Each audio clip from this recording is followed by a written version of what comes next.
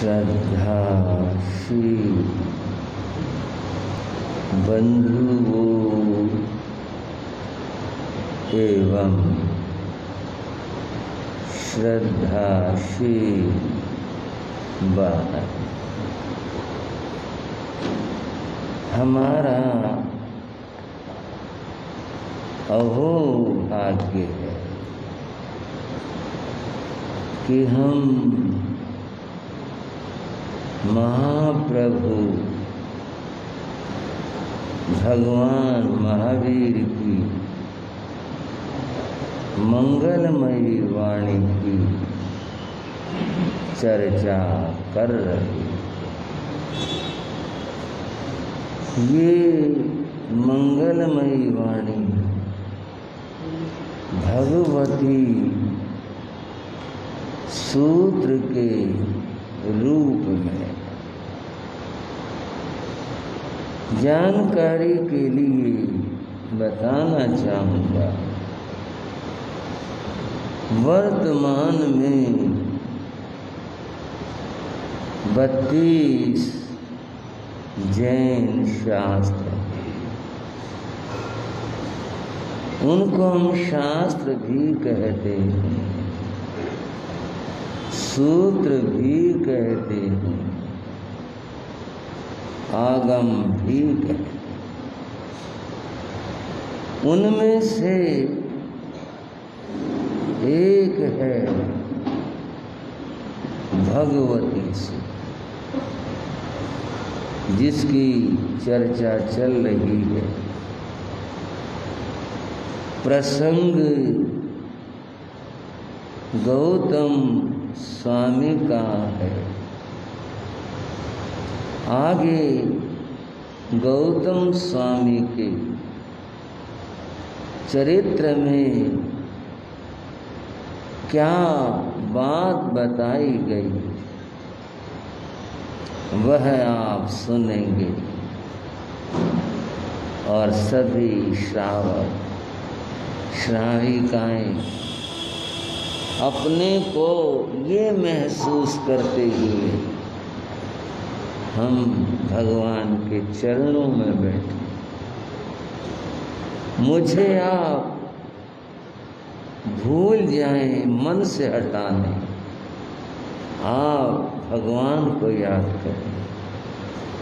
प्रभु की वाणी श्रवण कर रहे हैं, इन भावों से आप सुने।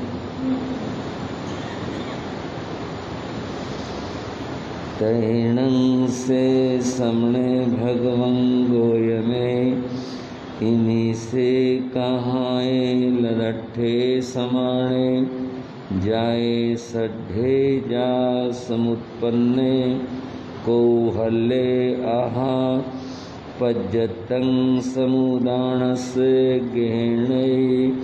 गहनैताराय गिहाओ नगरयाओ, पड़े निखमई ता ऐतुर्यं जाव सोहे माणे, जेने वे गुणशीलाए चेये, तेने वे समाणे भगवं महावीरे, तेने वे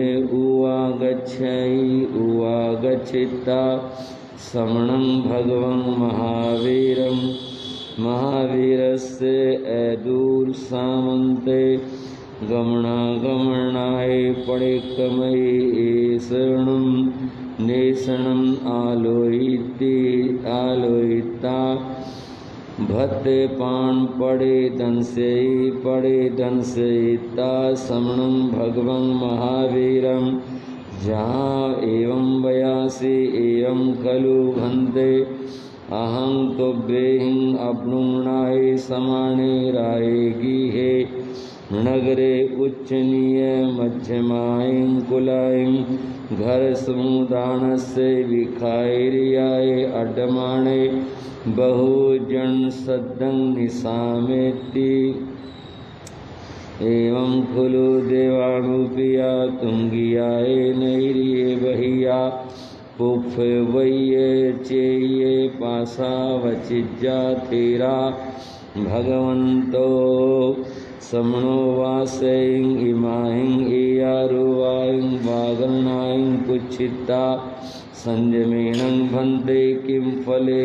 तवेणं भन्ते किं फले तं चेजावे सच्चेणं ईसमट्ठे नो चैणं आये भाववत्तव्याये।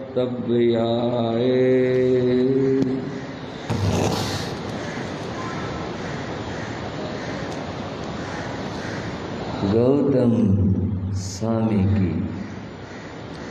बड़ी मंगलमयी चर्चा,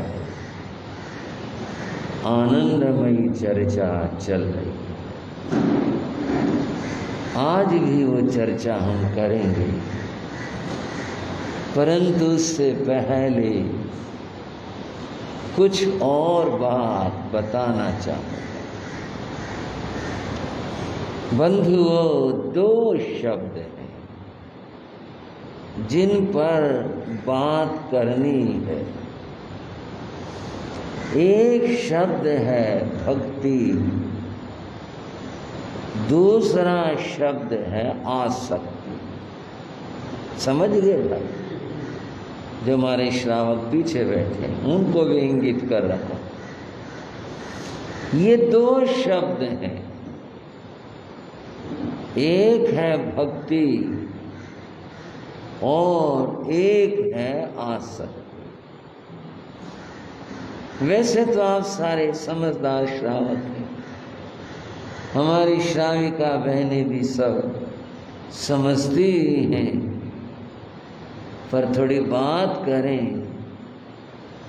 भक्ति क्या है और आसक्ति क्या है? परमात्मा से, भगवान से, धर्म से, गुरु से लगाव होना, मन का जुड़ाव होना, इसको भक्ति कहते हैं। ठीक है ना भाई? कोई एतराज तो नहीं? मेरा मन भगवान से जुड़ गया, मुझे भगवान से लगाव हो गया। अब तो जो भी कुछ है प्रभु ही मुझे सूझते हैं, उन्हीं का ध्यान है, उन्हीं का नाम है। ये जो भाव दशा है, इस भाव दशा का नाम भक्ति। हर समय उन्हें याद करते हैं, भगवान का सुमरण करते हैं, उन्हीं का जप करते हैं। इसका नाम भक्ति। आसक्ति क्या है? संसार से, संसार की वस्तुओं से। और तीसरी बात भी कह लूं, संसार के लोगों से लगाव होना, जुड़ाव होना, इसका नाम आसक्ति। बैठे तो यहां हैं, आपको नहीं कुछ कह रहा, मैं तो बात समझा रहा हूं। बैठे यहां हैं, मन भावनाएं वहां पड़ी। पता नहीं मजदूर आ जाए कि नहीं आए फैक्ट्री में, वो दुकान खोले नहीं, लड़का पहुंचा नहीं, क्या सोच बनी रहती। बैठे यहां हैं और दिमाग में कहो, भीतर में कहो, वहां वो सब घर, फैक्ट्री, दुकान, कार्यालय, उसकी सोच। एक किसी व्यक्ति की बात पढ़ी थी। एक कोई व्यक्ति था, वृद्ध था, आखिरी समय आ गया, शरीर शिथिल हो रहा था, जवाब दे रहा था, पड़ा हुआ था। घर वाले भी देख रहे थे, भाई आज तो पिताजी का समय लगता है बस आखिरी आ गया। वे भी आसपास थे, बैठे थे। वह सेठ कभी होश में आ जाता, आंखें खोल लेता, फिर बेहोशी में चला जाता, आंख बंद हो जाती। इस बीच में होश आया, थोड़ा सा बुदबुदाया सा बोला, बड़े लड़के का नाम लिया। वो कहाँ है? वो वहीं था। वो बड़ी शीघ्रता से पिताजी के पास आया। पिताजी याद कर रहे हैं, आखिरी समय याद कर रहे हैं। हाँ पिताजी, मैं यहां हूं आपके पास में, बोलो क्या बात है? अच्छा, चुपचाप। थोड़ी देर में दूसरे लड़के का नाम लिया। वो कहाँ है? वो एक बोला, हाँ जी मैं यहां हूं आपके पास में। और फिर 3 बेटे थे, तीसरे का नाम पुकारा। वो कहाँ? बोले आपके पैर दबा रहा है, इधर आ भाई, पिताजी से मिल ले। मैं आपके पैर दबा रहा हूं, जो आपके पास हूं। बोलो क्या बात है, क्या काम है? तुम तीनों यहां मर रहे हो, दुकान पर कौन सा गया है? बोलो। आखिरी समय दुकान की चिंता, दुकान खुली नहीं खुली, दुकान का क्या हुआ? ये भाव क्या है? ये बताते हैं सारी उम्र उस आसक्ति में, उस राग में, उस मोह में गुजरी है। आखिरी में यही तो सूझेगी। भगवान का नाम कब सूझेगा? जब लिया हो। फिर कह रहा हूं, आपको नहीं कह रहा हूं, मैंने बात बता रहा हूं, व्यक्ति की बात बता रहा हूं। भगवान का नाम कब जिह्वा पर आएगा, कब सोच में आएगा? जब लिया हो तब ना। जिंदगी में कुछ किया हो, ख्याल विचार ध्यान तो दुनिया का रहा, आखिरी में यही सूझेगी, यही बात आएंगी दिमाग में ऐसा ही होगा, क्योंकि आसक्ति बनी। विषय थोड़ा पीछे रह जाएगा, पर एक बात और बता दूं कि नाना गांव है हरियाणा में, यहां संतों का आते जाते ठहरना होता, अब भी ठहरते हैं।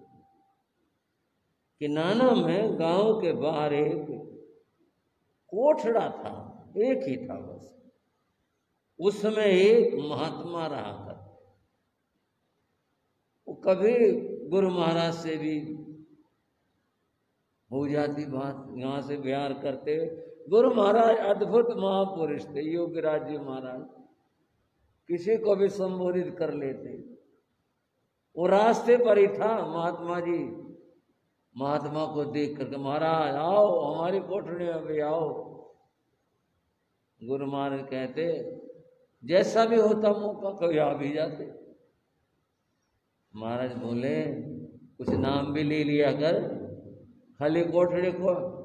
महाराज नाम भी बस ले लेते हैं, बाकी तो फिर ऐसा ही है। उस महात्मा ने जीवन में बहुत आटा मांगा। ये किसी महात्मा की निंदा नहीं, व्यक्ति की बात है, किसी परंपरा की बात है। वो कई गांव से मांग कर लाया करता और आटा ला करके बेचा था और पैसे जो है रखा। उसने जीवन की सारी कमाई ये की, एक घड़ा चांदी के रुपयों से भर लिया और उसको जो उसका फट्टा था उसके नीचे गड़ा खोद कर दबा कर रखा करता, उसके ऊपर अपना पलंग बिछाया करता, फट्टा बिछाया करता। बाकी तो ठीक था, लोग आते बैठ जाते कुछ और कभी अपना कोठड़ा बिना ताला लगाए नहीं जाता। हाँ भाई, माया थी ना उसमें, तो सारा तो लगा उसमें था। वो आ गया। क्या आ गया? आखिरी दिन जिसे कहते हैं, आखिरी समय जिसे कहते हैं, वो आ गया। कुछ तबीयत से खराब हो गई, बुखार हो गया, तो मिलने जुलने वाले सबके ही होते हैं। उधर से निकलते बढ़ते उन लोगों ने कहा क्या बात है महात्मा, आज पड़ा हुआ देखो तो सही, देखा तेज बुखार था। लोगों ने कहा महाराज तबीयत आपकी खराब है, आप गांव में आ जाओ, वहाँ आपकी थोड़ी बहुत सेवा हो जाएगी, कुछ जो कुछ होगा चाय पानी दे देंगे, दवा दे देंगे। यहाँ बाहर हो गांव से, तो यहाँ कौन आएगा, कौन आपकी सेवा करेगा? ना भाई यही ठीक है। बोला जी मानो आओ वहाँ चलो। बोले कोई बात नहीं। एक सयाना आदमी था, वो बोला कुछ दबा रखा है क्या इसमें कोठड़ी में, जो इतना छोड़ने में आपको दिक्कत हो रही है। हम कह रहे हैं वहाँ जाओ, ठहरा देंगे, चाय पानी दवा कुछ हो जाएगी आपकी। बोले है तो प्रशांत विहार वाले। बोले है तो, बोले ऐसा कर वो अपने साथ ही ले चल, क्यों तेरा मोह छूटेगा नहीं, तू उसके बिना चलेगा नहीं, अपने साथ ले चल और हमें बता दे, हम खोद करके तेरी दे देते हैं, साथ ले चलते हैं। बोला इसके नीचे फट्टे के नीचे है। वो जी खोद दी, घड़ा निकला चांदी के रुपयों का। बोले और कुछ? बोले भाई यही कमाई है मेरी। बोले कोई नहीं हम ले चलते हैं और चलो गांव में चलो। उसको जी गांव में ले आए, किसने दे दिया कोई कमरा, बैठा कुछ जी यहाँ बिछा दिया, यहाँ लेट जाओ। बोला भाई ये मेरे पास में रखो। उसको पकड़ कर रखा उसने। बोले कोई नहीं ले जाता थे, फिक्र ना कर, रख दे इसको तो। बोले ना भाई विश्वास नहीं कोई ले जाए, बता मेरी तो जीवन की कमाई है ये। ऐसा बताते हैं। 3 दिन वो उस घड़े को पकड़े रहा और तीसरे दिन बेचारे का शरीर पूरा हो। क्या हुआ? ये आसक्ति, दुनिया की आसक्ति इतना था भाई, जीवन की कमाई ये कैसे छोड़ दे, कोई ले जाए तो, पर गया साथ में रह गया। दुनिया की चीजों से जो लगाव है उसका नाम आसक्ति है। क्या नाम है उसका? आसक्ति। उसके साथ लगा 3 दिन गुजार दिए पकड़े पकड़े, बको ले ना जाए इसे। भाई ये पता नहीं कितनी घटनाएं घटती, कितने बातें गुजरती हैं। दुनिया इस मोह में, राग में, आसक्ति में फंसी हुई है। ये हाल है। अब आप दूसरी बात सुनो जिसकी मैं चर्चा करने जा रहा हूं। प्रभु से ये लगाव हो जाना, भगवान से, परमात्मा से, गुरु से, धर्म से, और कुछ नहीं सोचना चाहिए, बच्चों कुछ परमात्मा। यह जो भाव है भीतर में, ये भाव बना रहे, परमात्मा याद आता रहे, उसका स्मरण होता रहे, इसका नाम भक्ति। ये जो भक्ति है ये बड़ी अद्भुत चीज, जिसके भीतर ये भक्ति, ये भाव आ जाता है, फिर और संसार की चीजें उसको भाती नहीं, अच्छी नहीं लगती। फिर तो जो भी कुछ है बस यही है, परमात्मा है और कुछ नहीं। कुछ पंक्तियां कहना चाहूंगा। अकथ कहानी प्रेम की, परमात्मा से ये लगाव, ये जुड़ाव, ये प्रेम इसकी जो कहानी है वो अकथ है, जो कहीं न जा सके। कोई वर्णन करे भाई आपको भगवान से कितना लगाव है, कितना, क्या कहें, पहाड़ जितना बड़ा होगा, कितना बड़ा होगा, समुद्र जितना होगा। अकथ कहानी, जो कहानी कहीं नहीं जा सकती, इतना लगा। अकथ कहानी प्रेम की कशो कहीं न जाए, कहना भी चाहे तो कह नहीं सकते। गूंगे केरी सरकरा, खाए और मुस्काए। एक गूंगा आदमी था, गूंगा ही था और क्या कहें, बोल सकता नहीं, गूंगा था। किसी ने उसको खाने के लिए कुछ मिठाई दे दी, कोई अच्छी चीज दे दी, स्वादिष्ट चीज दे दी, ले भाई खा ले। उसने खाई। अब गूंगा बोलने में गूंगा था, खाने में तो गूंगा नहीं था। बड़ी स्वादिष्ट लगी, बहुत अच्छी लगी। कैसे लगी वो बता सकता है कैसे लगी। खाए और मुस्काए, मुस्का सकता है वो हंस सकता है।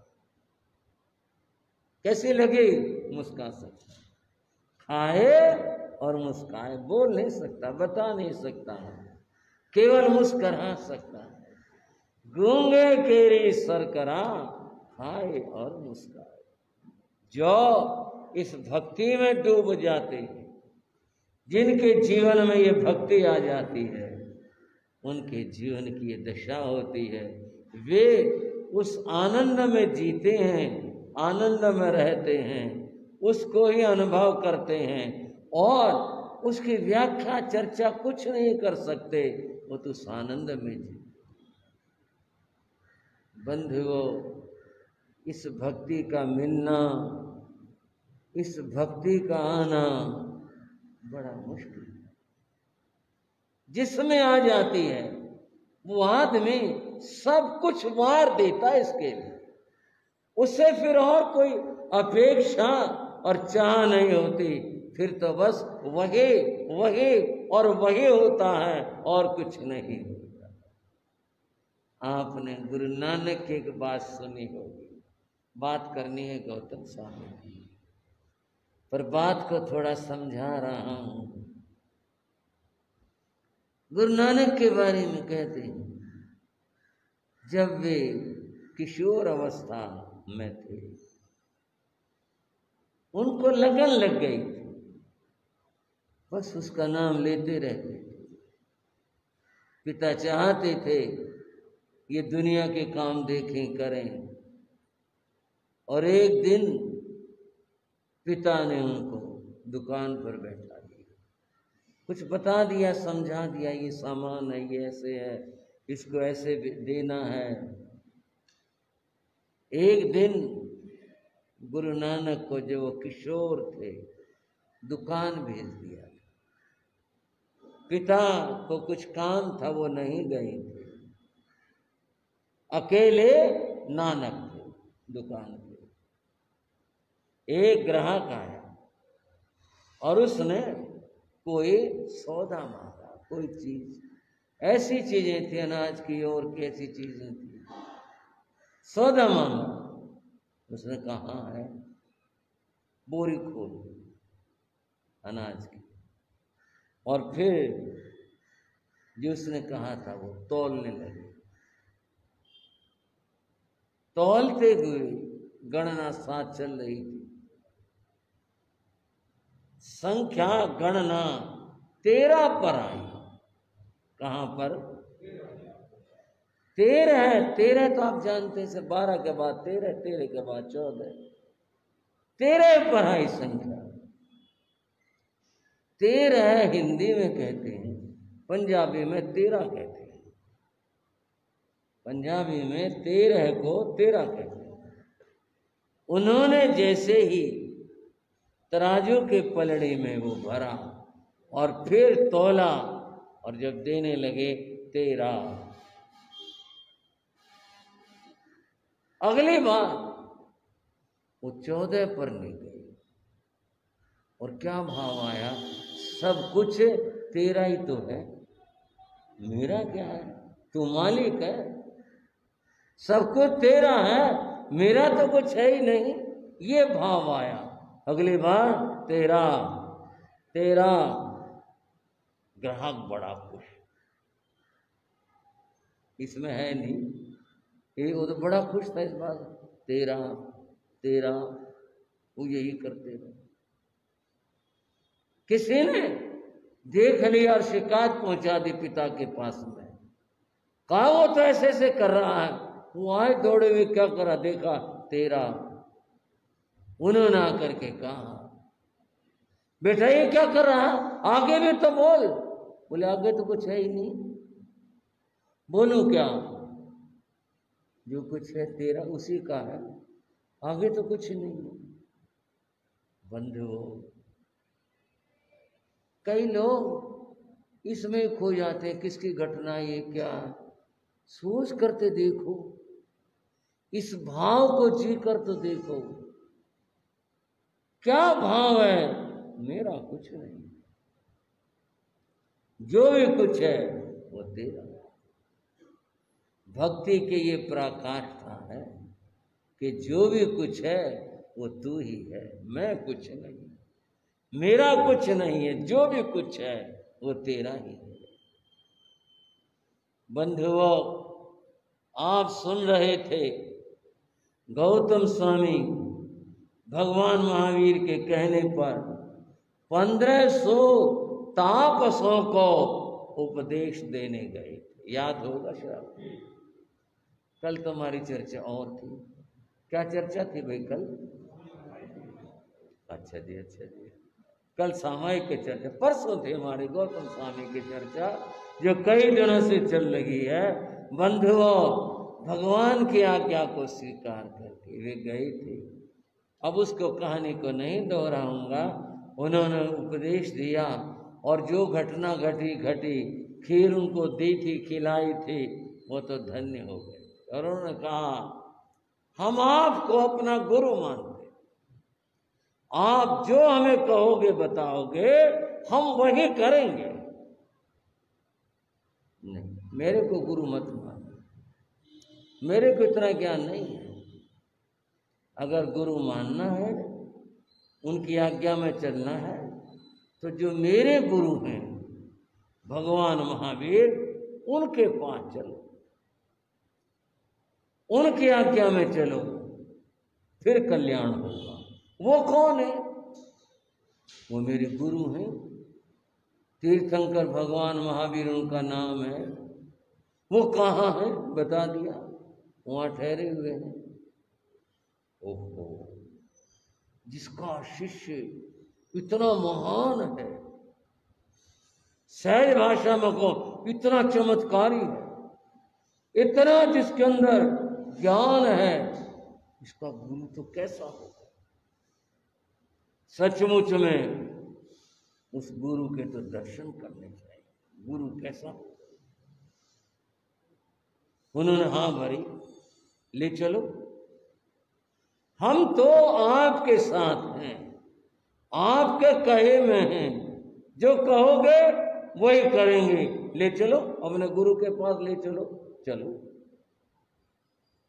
गौतम स्वामी चल पड़े और पीछे पीछे 1500 तापस, साधु, महात्मा, तपस्वी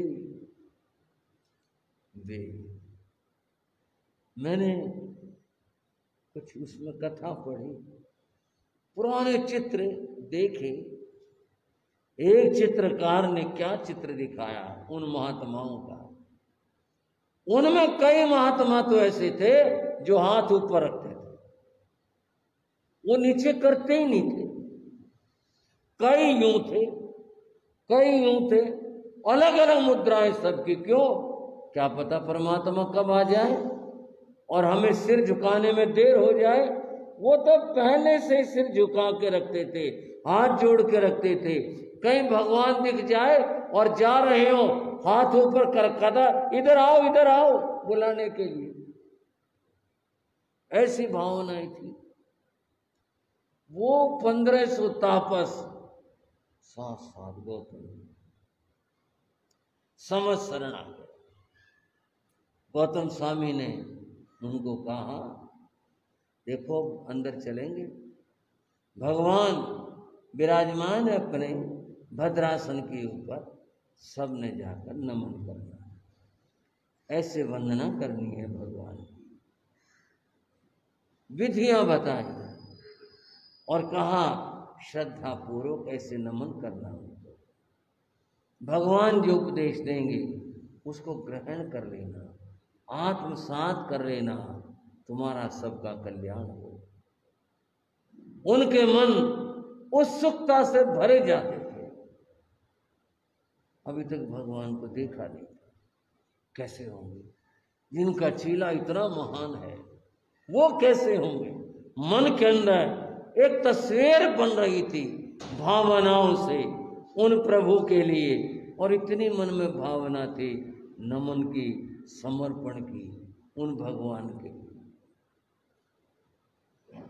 बंधुओं, बताकर गौतम स्वामी आगे को बढ़ गए, और वो जो 1500 तापस थे उनके इतनी भावना प्रकृष्ट हुई, इतने उत्तम हुई, इतने उनके कर्म निर्जरा हुए, उन 1500 के 1500 तापसों को केवल ज्ञान हो गया। बोले भगवान महावीर स्वामी के।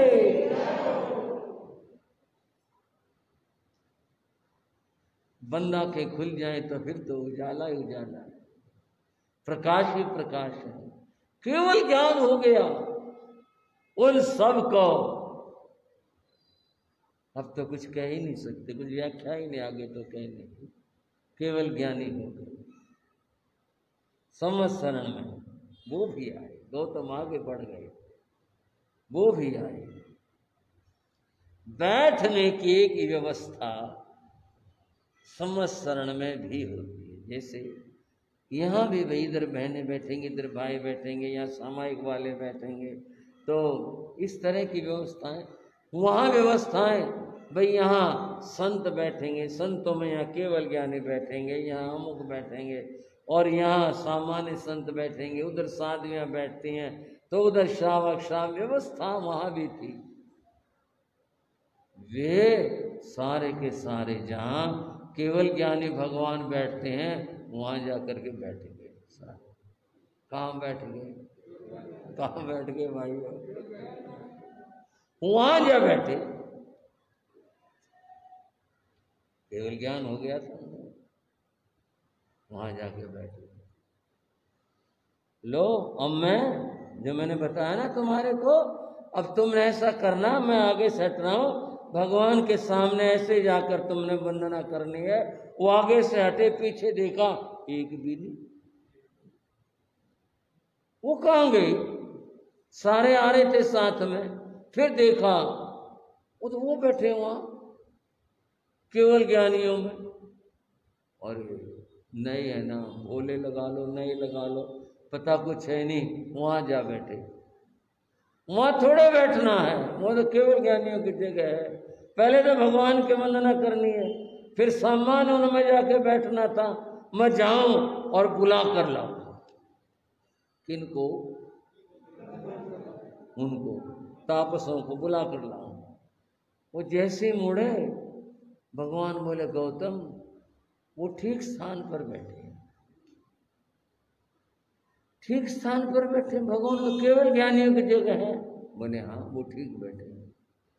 भगवान क्या हो, उन्होंने केवल ज्ञान प्राप्त कर लिया? बोले हाँ, उन्होंने तो केवल ज्ञान प्राप्त कर लिया, वो केवल ज्ञानी हो गए।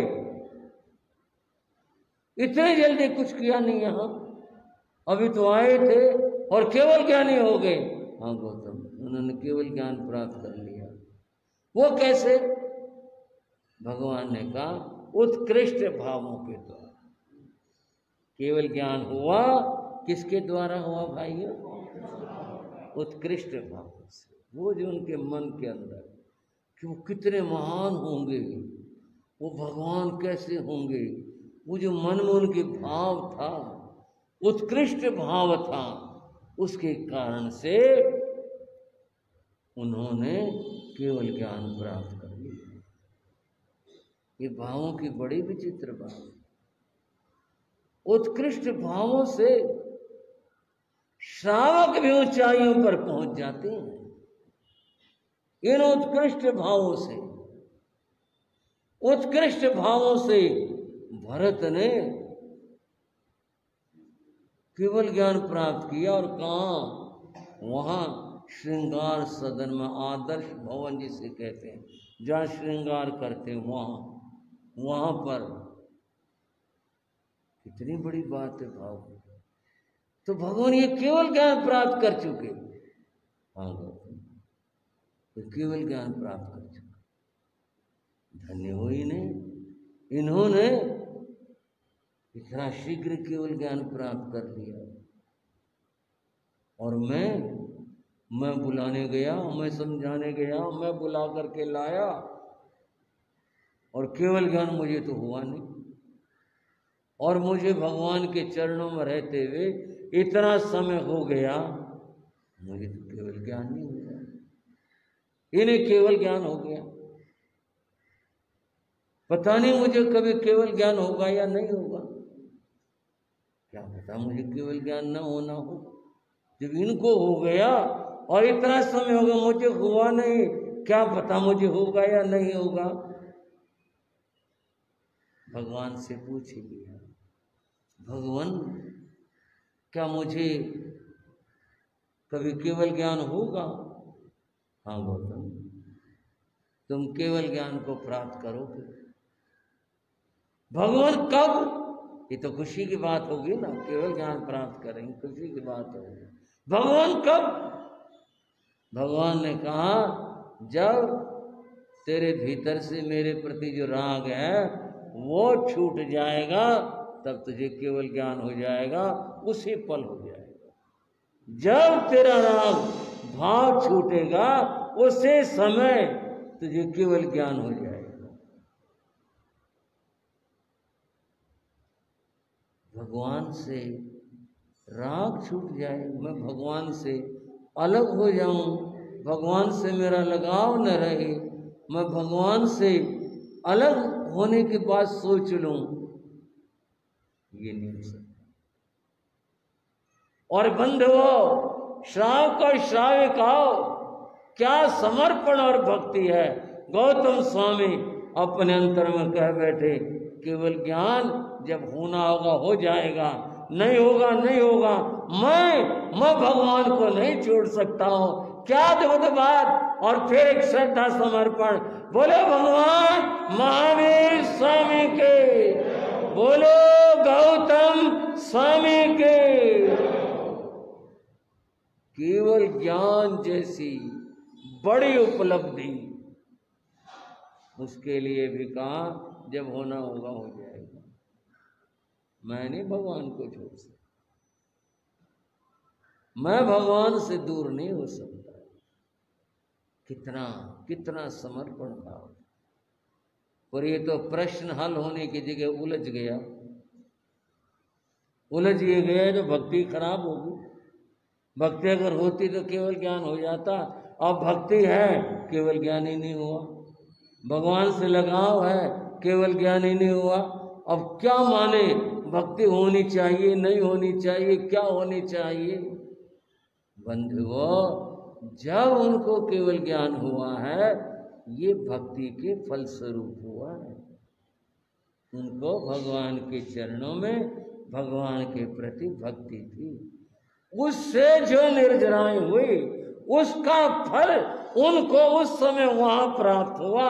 ये तो हमारी कथा कह देते हैं आसानी के लिए कि राग दूर हो गया, भक्ति का फल था यह है। तो याद रख लें, भगवान से, धर्म से और गुरु से जो लगाव है उसका नाम भक्ति है। संसार से जो लगाव है उसका नाम क्या है? उसका नाम आसक्ति है। आसक्ति संसार में ले जाती है और भक्ति जीव को मोक्ष की ओर ले जाती है। भगवान से जुड़कर रहो, परमात्मा से जुड़कर रहो, देव गुरु धर्म से जुड़कर रहो। ये कल्याण का मार्ग है, ऐसे थे गौतम स्वामी कि जिन्होंने चुनने की बात आई भगवान और केवल ज्ञान, तो भगवान को चुना। मैं नहीं भगवान को छोड़ सकता, मैं नहीं इनसे दूर हो सकता। केवल ज्ञान होगा जब हो जाएगा, होता रहेगा। मैं भगवान से दूर नहीं हो सकता। कितना भगवान के प्रति उनके अंतर में, उनके मन के अंदर कितना गहरा भाव था। बंधुओं, एक स्वार्थ होता है, एक परमार्थ होता है। स्वार्थ संसार है, परमार्थ आत्मा है। स्वार्थ की बात जरा और कह दूं कि स्वार्थ संसार का क्या है और परमार्थ क्या है।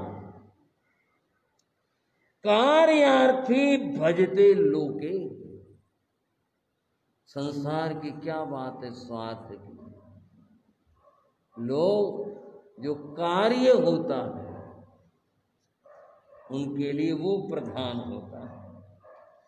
यावत कार्य न सिद्ध थे, और जब तक कार्य सिद्ध नहीं होता, कार्य प्रधान है।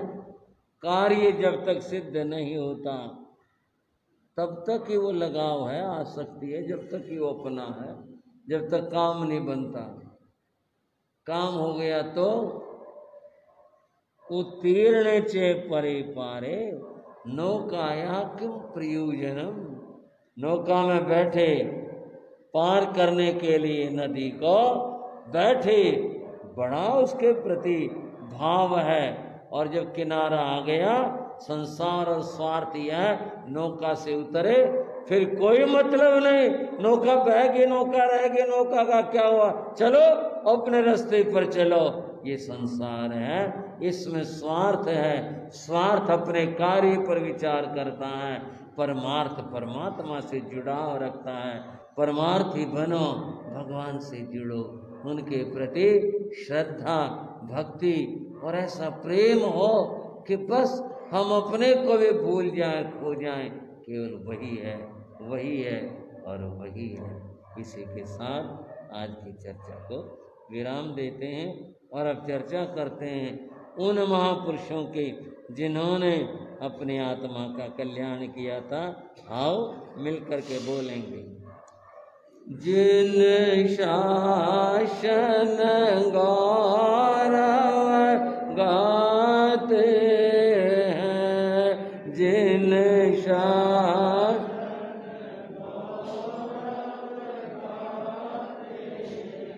निज जीवन सफल बनाते हैं, निज जीवन सफल बनाते हैं। जिन शासन गौरव गाते हैं, जिन शासन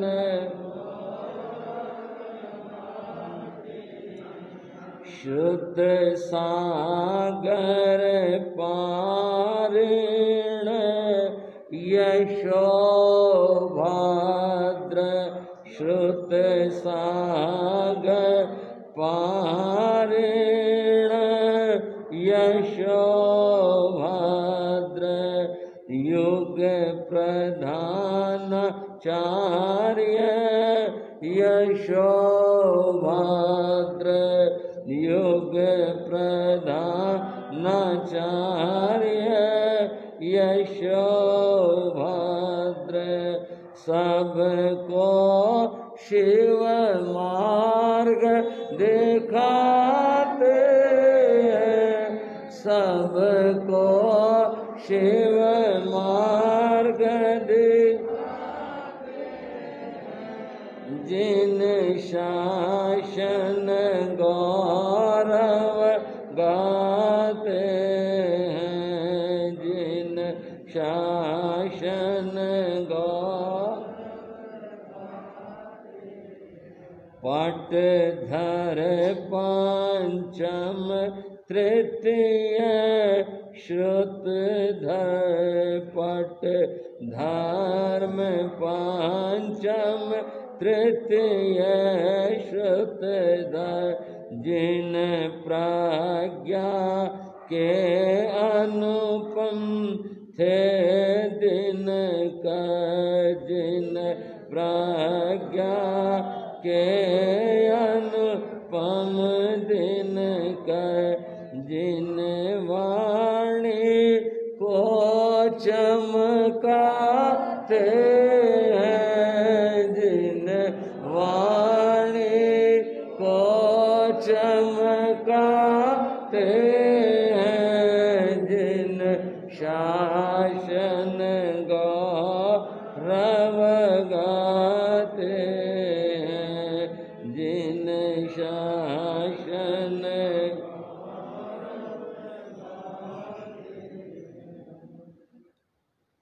बंधु।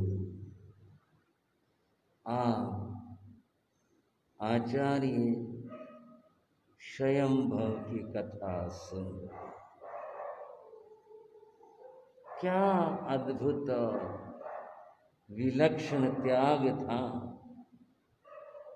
कैसा वैराग्य, किस तरह घर परिवार को छोड़कर आए थे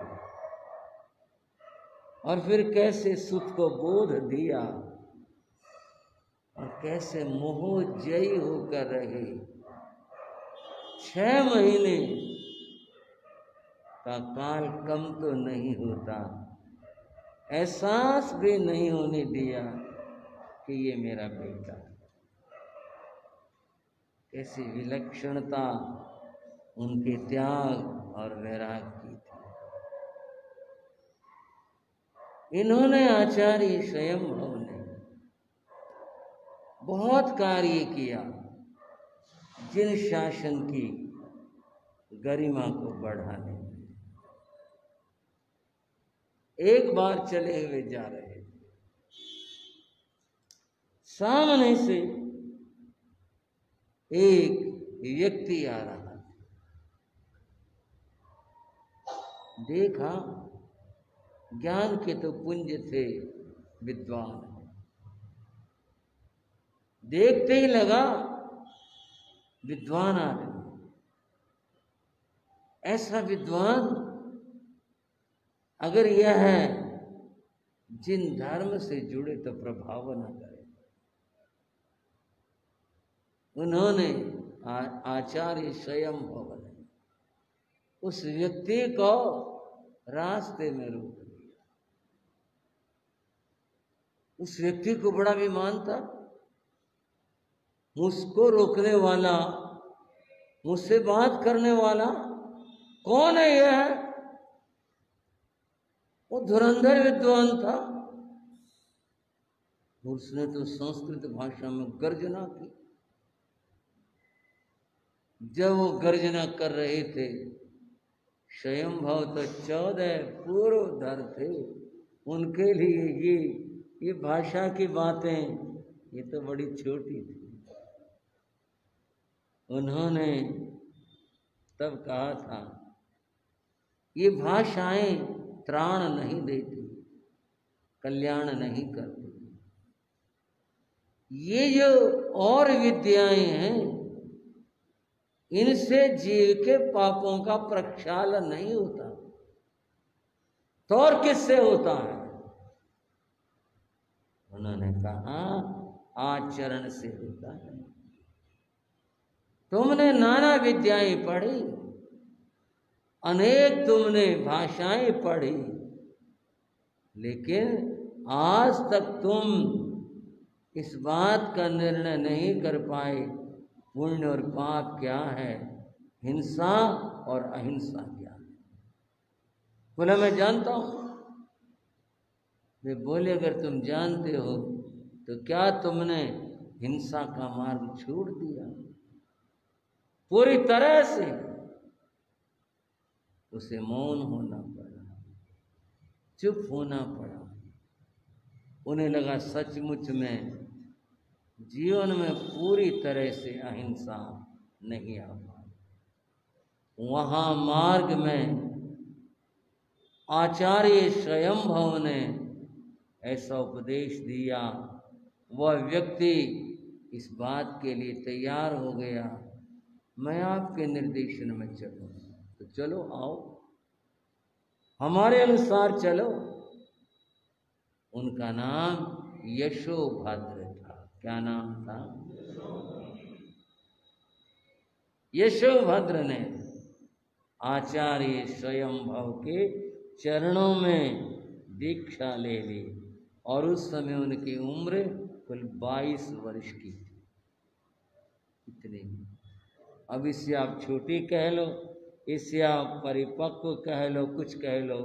और ये तुंगियान गोत्र के ब्राह्मण थे यशोभद्र, और तब दीक्षा लेकर के गुरु निर्देशन में इन्होंने आगमों का अध्ययन किया। और बंधुओं, जैसे 14 पूर्व का जिक्र चलता आ रहा है, ये यशोभद्र भी 14 पूर्व के ज्ञाता बने। इतने बड़े ज्ञानी महान विद्वान ये बने। समय आया, आचार्य स्वयंभव जीवन यात्रा पूरी कर जाते, तब संघ ने यशोभद्र को आचार्य पद के ऊपर प्रतिष्ठित किया। और ये जिन शासन के 5वें पट्टधर कहलाए और तृतीय श्रुतधर कहलाए, इस पद के ऊपर ये प्रतिष्ठित। इनके जीवन की जो घटनाएं हैं, वो 2 घटनाएं प्रधान हैं। एक तो यशोभद्र ने भारत भूमि का भ्रमण बहुत किया। इस भ्रमण में उन्होंने जैन धर्म की प्रभावना, और इसके साथ दूसरी घटना यह है कि इन्होंने संभूत विजय नाम के एक महान विद्वान को अपना शिष्य बनाया। अब ये बात कुछ ऐसी हुई, पहली बात तो पूरी नहीं हुई, नहीं, उनके साथ ये जुड़ी हुई बात है। संभूत विजय जैन इतिहास के अंदर एक ऐसा अद्भुत नाम है जिसकी चर्चा आप सुनोगे तो पता चलेगा इतनी बड़ी देन यशोभद्र की थी कि इन्होंने संभूत विजय को अपना शिष्य बनाया। और ये बात अभी अपूर्ण है। एक नाम ऐसा जिसको आप जानते भी हैं, जानने का अर्थ जिस नाम से परिचित हैं और आप लिया करते हैं, और वो नाम है भद्रबाहु स्वामी का। भद्रबाहु को भी यशोभद्र ने उपदेश दिया था और उनको अपना शिष्य बनाया था। ये 2 महान इतिहास के ऐसे सुमेरु हैं, संभूत विजय और यशोभद्र, जिन्होंने जैन धर्म के महान प्रभावना की। ये इनके शिष्य थे। अब कथाक्रम कैसे आगे चला, क्या हुआ, इन्होंने क्या किया, वो चर्चा आगे करेंगे। आज की चर्चा यहीं तक। दोनों पात्र आपको याद रहने चाहिए, संभूत विजय और बंधुओं दूसरा नाम भद्रबाहु। देखें क्या घटा था उस जमाने में और क्या बीता था। ये चर्चा अगले समयों के लिए रख रहा हूं।